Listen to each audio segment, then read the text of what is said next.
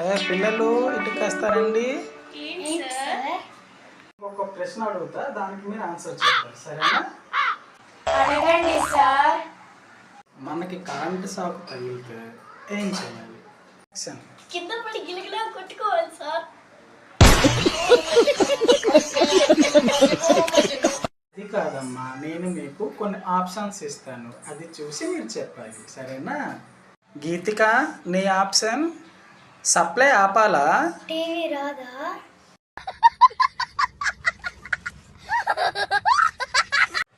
హరిచందన, ఇప్పుడు నువ్వు చెప్పు. కర్రతో కొట్టాలా? తల పగిలిపోద్ది కదా సారు. శ్వాసని నోటితో ఇవ్వాలా?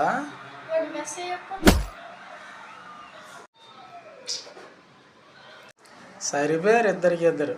Thank you sir. అయిపోయి.